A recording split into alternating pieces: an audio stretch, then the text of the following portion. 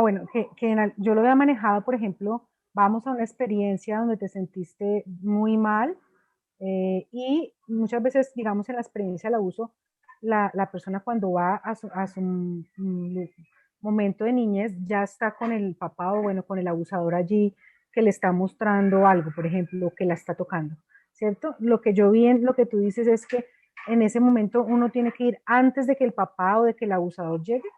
¿Es la diferencia Correcto, allí? sí. Tenemos que lograr una activación amigdalínica asociada a la escena anticipada de que el papá la va a volver a tocar sexualmente, ¿sí? Mm.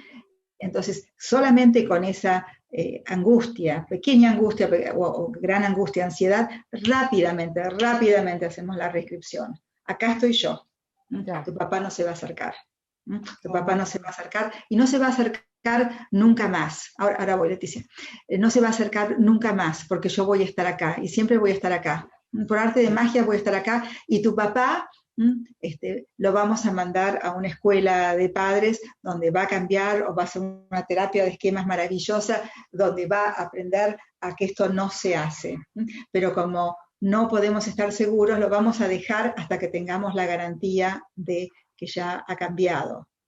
Ahora, si el papá fue realmente, si la persona es adolescente, el papá todavía sigue siendo abusivo sexualmente, ¿no? Si hay peligro de que el padre sea un abuelo, por ejemplo, una paciente adulta que tenga hijos, que vuelvan a hacer abuso sexual, por ejemplo, con los nietos, ya ahí vamos a tener que activar el modo adulta sana de la paciente, mamá en este caso, para que impida que este abuelo esté con los nietos a solas o si haya habido una denuncia, que haya unas visitas supervisadas por un asistente social. Yo fui justamente asistente social en Estados Unidos.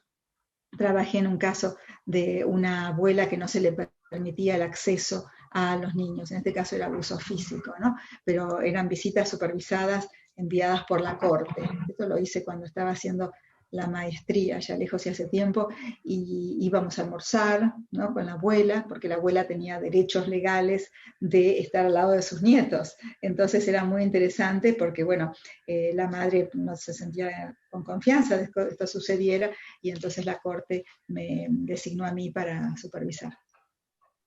Mm. Gracias. No, de nada. Leticia.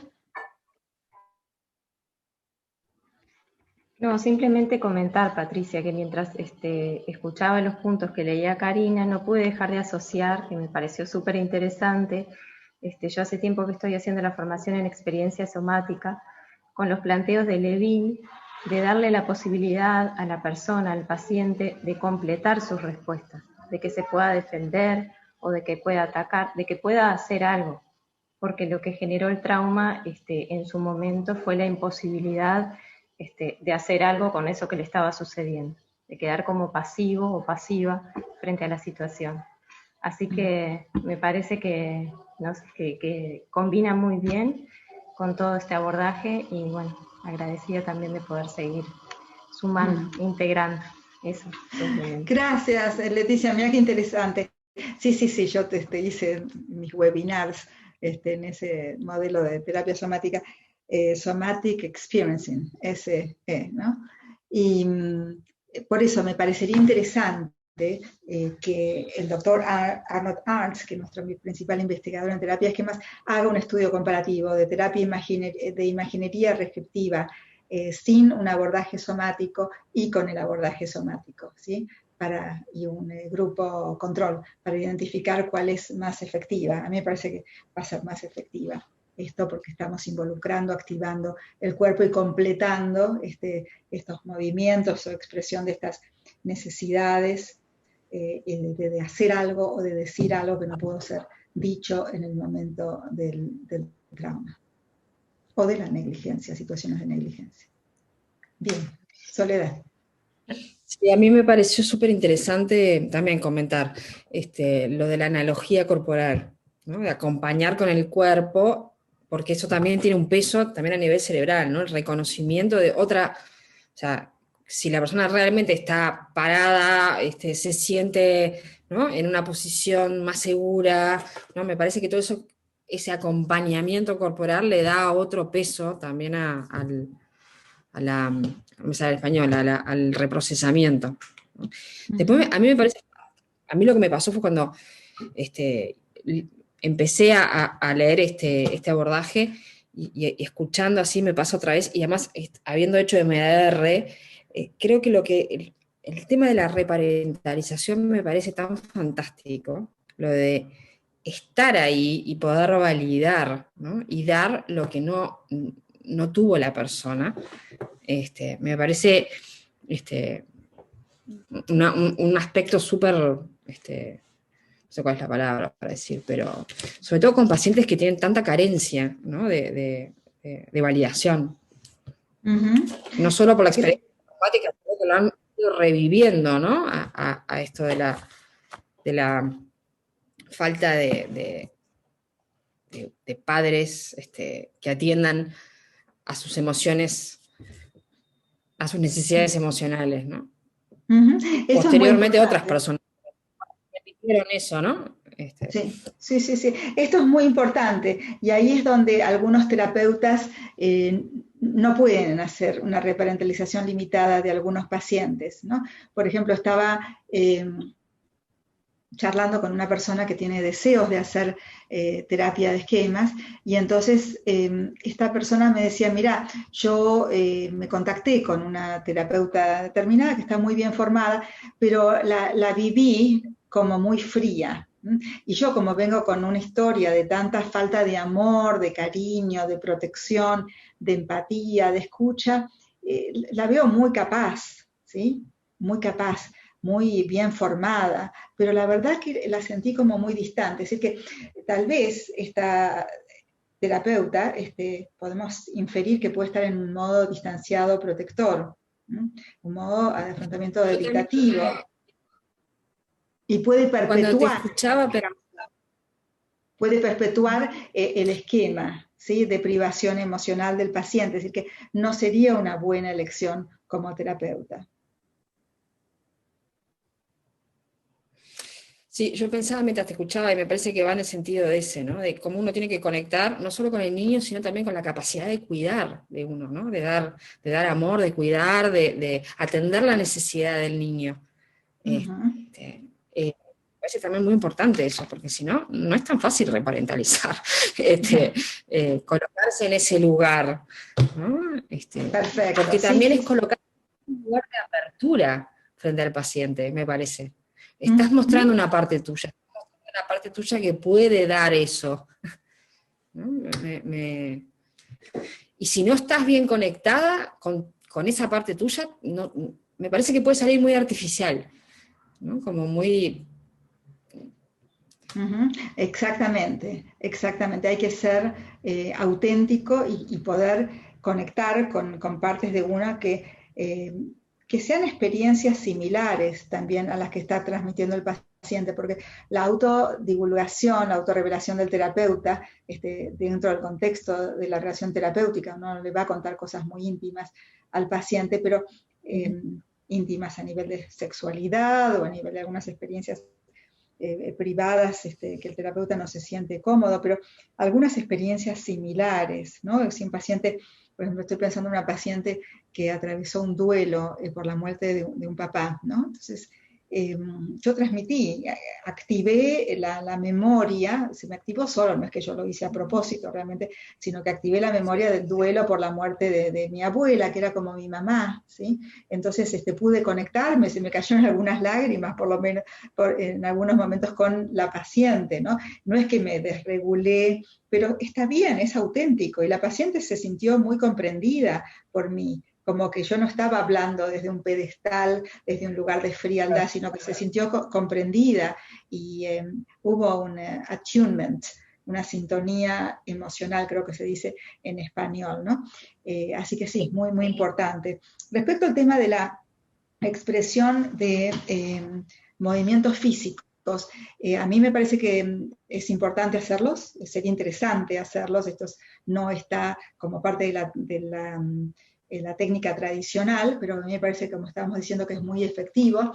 Y el otro día, charlando en un grupo de expertos en psicotrauma internacional, una de las expertas de Nueva York, que es certificada por Peter Levine, justamente de terapia somática, hablaba de que es bueno para ella imaginar, ¿no? Imaginar el movimiento, no necesariamente hacerlo, sino que en la imaginación del movimiento físico, de pegar una piña, sentir, ¿no? En imaginería el movimiento, que para ella le parecía que era muy efectivo. Yo personalmente prefiero hacer el movimiento, hacer que el movimiento sea expresivo. Me gusta más la idea de hacerlo expresivo. Pero bueno, uno podría, no hay un research, no hay un estudio de investigación que diga esto sí es más efectivo que el otro, ¿no? Pero estos me parece que los invito a hacer su propia experiencia clínica. Laura. Y luego Gracias, Patricia. No, solo es una pregunta corta de esto último que estás diciendo. Cuando es un movimiento ya más expresivo, estamos trabajando silla, ¿no? Ya no es imaginaría. No, puede ser imaginería también, porque puede ser en estos momentos activas tu parte sana, fuerte, empoderada, y sos vos ahora la que puede golpear, que transformás en 5 metros de altura, y a tu papá lo transformamos en un insectito, una pequeña molécula a la que si tú quieres puedes aplastar, ¿sí? Y entonces ahora puedes hacer el movimiento, y la paciente hace aplasta. Con los ojos cerrados o como ella esté, digamos que Sí, físicamente. Ok. sí, si no hay desregulación emocional, si pensamos que el paciente está listo para hacer esto, ¿quieres hacer esto? ¿Sientes que puede hacer esto? Les voy a mostrar en algún momento, si tenemos tiempo, un breve video, donde trabajé en Nueva York con un grupo de mujeres con distintos tipos de trastornos de personalidad, un grupo mixto, y había también personas con lo que llamábamos un eje 1 también, ¿no? Con un trastorno depresivo persistente, ¿sí? Asociado a esquemas de pesimismo, etc. Pero trabajamos con el modo punitivo, ¿sí? Con la voz punitiva, la voz crítica, y entonces hacemos lo que es la técnica del efigie, que así dicho muy brevemente es dibujar una efigie en una cartulina, y luego se vuelcan todas las frases negativas asociadas a la efigie, a estas frases que fueron dichas en el pasado. Y luego las pacientes hacían un stomping, que es un saltar arriba de la efigie dibujada, es decir, no tienes razón, ya lo habíamos trabajado, por supuesto, con abordajes cognitivos, todo esto, ¿no es cierto? Y algunas trabajábamos con terapia individual de tipo experiencial. No me quiero meter mucho en la técnica de la efigie porque no va al tema de hoy, pero en algún momento se los voy a mostrar, más que explicar, se los voy a mostrar porque están las pacientes del grupo terapéutico saltando sobre estas frases negativas y haciendo que pierdan el poder, ¿sí? Y esto se puede hacer en terapia individual también. Muchas de las intervenciones que aprendí en terapia de grupo, con el abordaje de terapia esquema, se pueden adaptar a terapia individual de distintas formas, que en otro momento también lo podemos ver. Bueno, tenemos la última pregunta, último comentario antes de terminar. Leticia, creo que querías mencionar algo. Sí, no, yo retomar un poquito esto que decías. Perdón, Leticia, perdón, sí. que Vanessa me había enviado un mensajito y no recordaba. Después te doy la palabra, Leticia. Vanessa.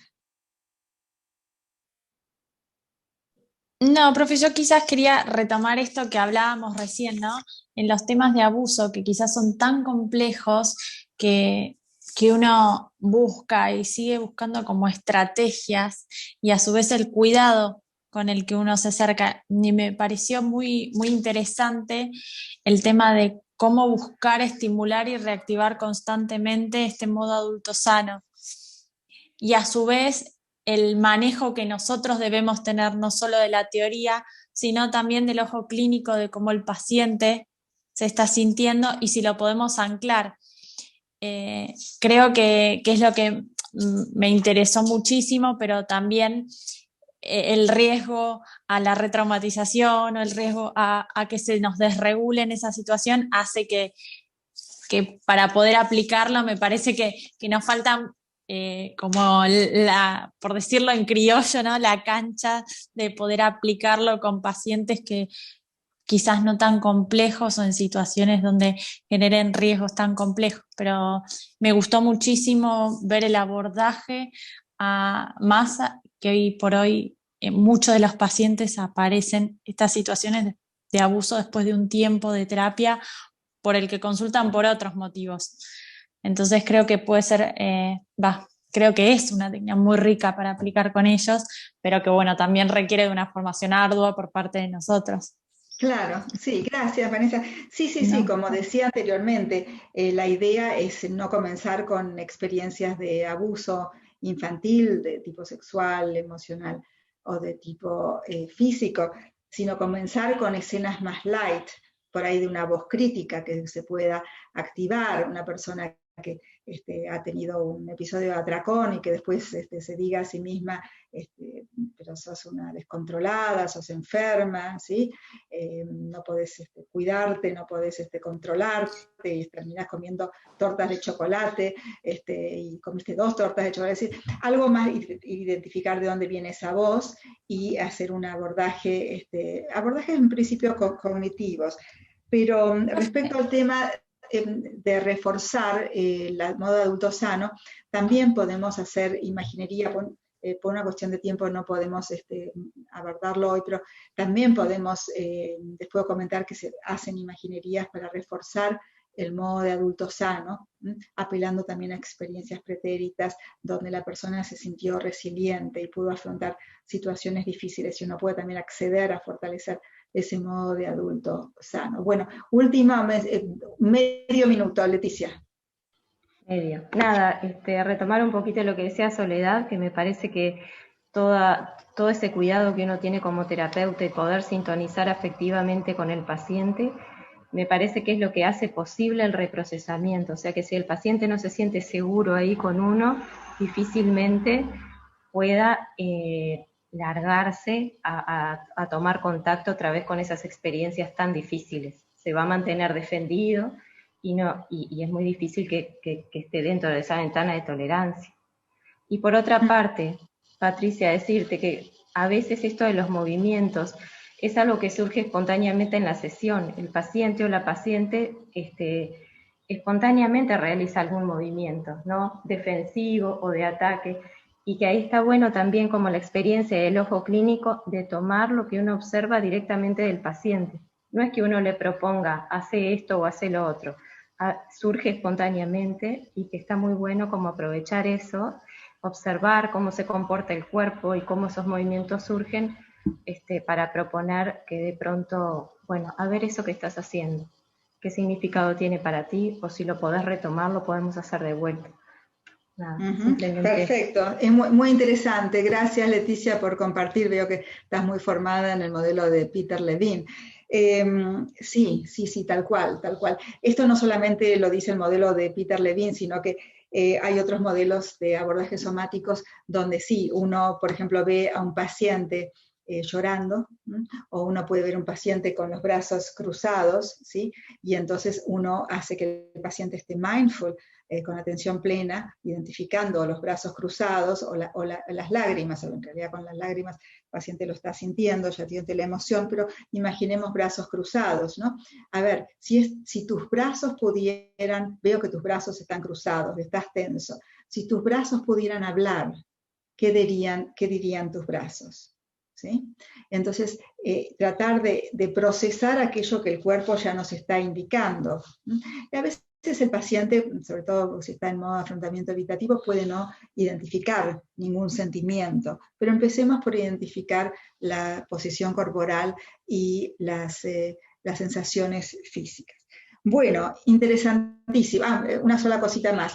A veces los pacientes pueden no estar listos. Esto difiero con algunos de ustedes que dijeron esto, pueden no estar listos para hacer un trabajo experiencial, pero piensen que si tienen un esquema de búsqueda de aprobación, por ejemplo, del terapeuta, ¿sí? O tienen una sumisión al esquema de abuso, ¿sí? Pueden exponerse a situaciones donde terminan sintiéndose expuestos y abusados. y que el otro se benefició de alguna manera, ni que hablar si ustedes quieren hacer una sesión para videograbar, para después usarla para determinados fines, entonces pueden aceptar algo que no están listos para aceptar. Entonces esto es importante también tenerlo en cuenta. Bueno, pero esto se los va a dar la conceptualización que ya tienen del paciente, así que van a tener que ir teniendo cuidado con lo que el paciente acepta o no acepta, ¿sí? Y si hay experiencia de trauma, tengan en cuenta esta posible activación del modo de afrontamiento de sumisión y que sea el paciente el que decide, ¿sí? Si sí o no, que esté empoderado en este punto.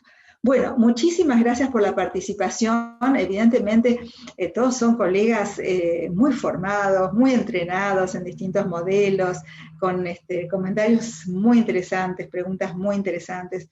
Así que la verdad que estoy impactada por el nivel de este grupo, realmente. Muchísimas gracias. Nos vemos la próxima, ¿sí? Chao, chao.